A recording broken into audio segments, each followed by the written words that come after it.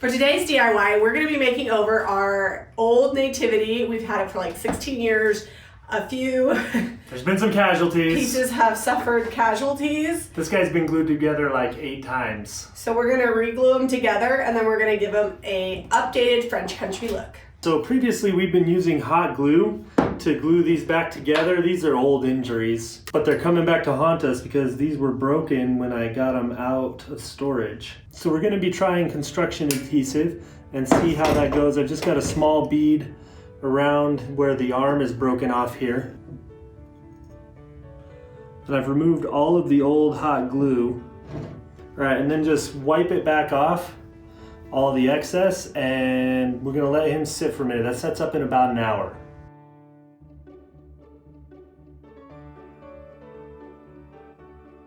This nativity set is really special to me because Zeb's brother Ty, when we were newlyweds, he lived with us and we didn't have a ton of money that year and he knew I really wanted a nativity, but it just wasn't in the budget. So he went out, he was what, like 18 maybe? Yeah, he was 18.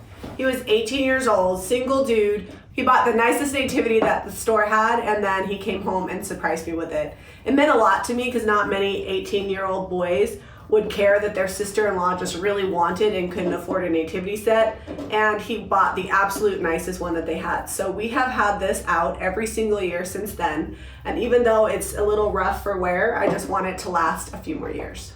This year I've decided that I want it to raise it up a little bit. I haven't decided if it'll be on our dining table or coffee table, but I have this oak box that's been kicking around the shop for a long time and hasn't sold. So I'm just gonna go ahead and give it a new look by using the DIY Old and Gray.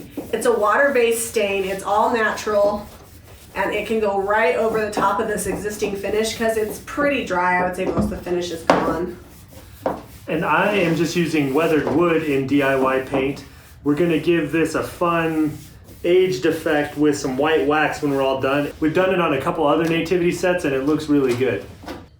So this brush that I'm using to do all this little detail on these figures is called the Little Frenchie. It's made by Paint Pixie and you can pick that up at jamirayvintage.com. It's great for doing all kinds of fun little detail work and getting down in the cracks and the nooks and not using way too much paint to do it.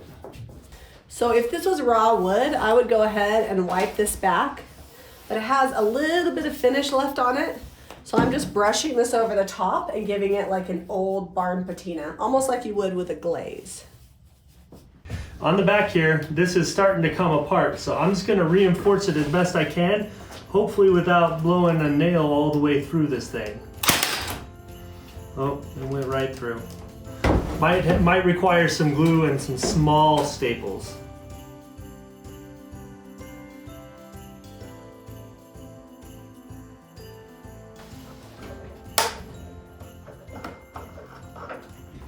So I like the natural look of this. I'm just gonna go ahead with a little bit of DIY white wax on my wax brush and just lightly kind of wax this to lighten it up so it fits more of my French country style.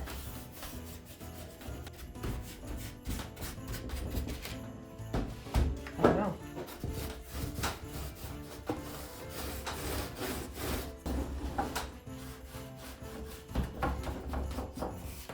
So the back of this was just regular like cardboard and it wasn't very pretty, and this will be visible the way I display it.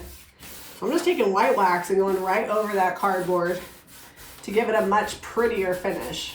So we let these actually dry overnight because we kept trying to paint them while the glue was not quite dry and then parts just kept falling apart. So sometimes you just have to step away. The next step is white waxing. I've got my DIY wax brush and I'm just gonna come through and just delicately, because I don't want them to come apart again, putting this white wax on here, and then Zeb is gonna clear wax them and buff them. I'm standing by. Yeah.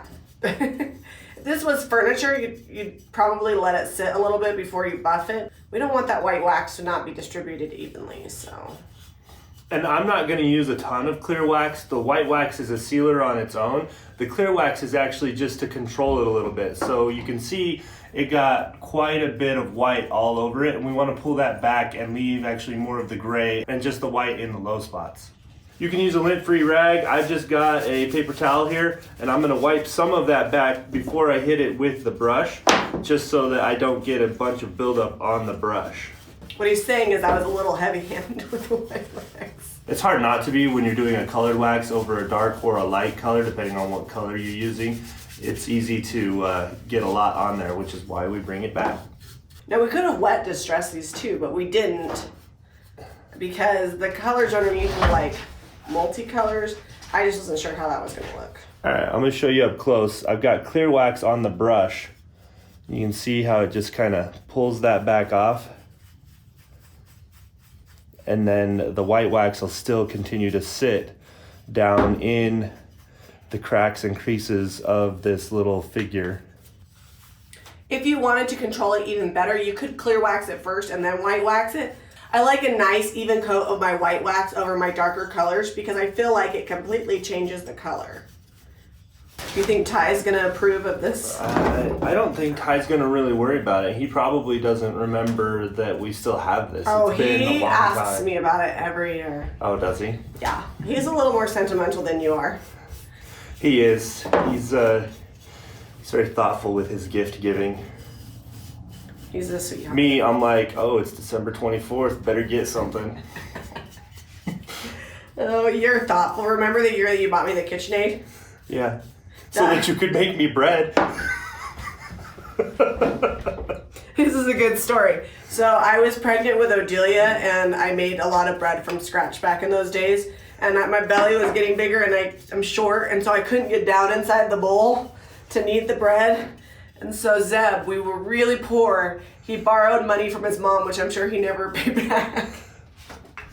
I don't remember. It's We been were too long. young. I think I was all of like 21. Anyways, we were not buying Christmas for each other, just like $10 or $20 on stockings. That's it, because we were that broke. And there was a box under the tree for me, and I opened it, and it was a mixer, and I started crying because I was like I was not expecting it, and it was really thoughtful because it was really hard for me to make bread at that time, and I really wanted a mixer. So I was probably also because I was hormonal. Yeah, you have highs and lows when you're pregnant. We had that mixer until last year. Yeah, it finally gave out because it had made probably 1,000 or 2 loaves of bread. Yeah, it lasted quite a while. It actually had been repaired and everything else. I probably could have repaired it again, but I really wanted the pretty mint blue one that I have. We had moved on from red to mint. Because when I got it, your decor was like red and blue and yellow, and now it's kind of gone to white and grays and blues. With a pop of mint. And mints. Still farmhouse, just different shades. Just got my paper towel here.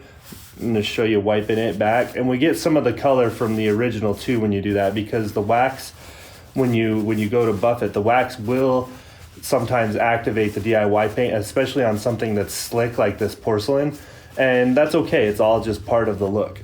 When you push hard and you buff it, you get highs and lows in the clay, and that combined with the white wax gives it a real stone look.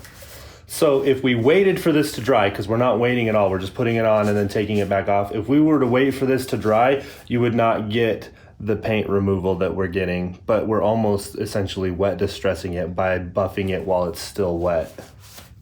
Also, it'd be much harder to move that white wax around. You would basically have like a really white waxed look if you waited for it to dry.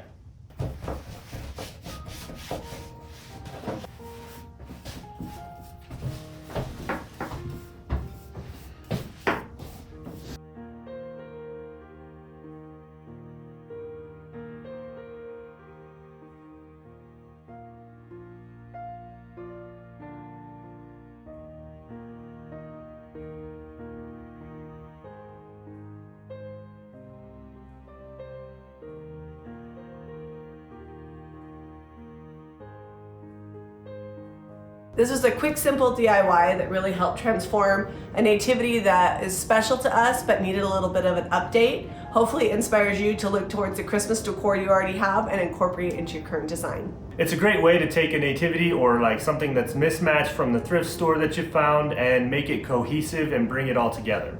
Be sure you're hitting up JamiRayVintage.com for the paint and products that we use today. Give us a thumbs up and subscribe to Jami Ray Vintage for more DIY.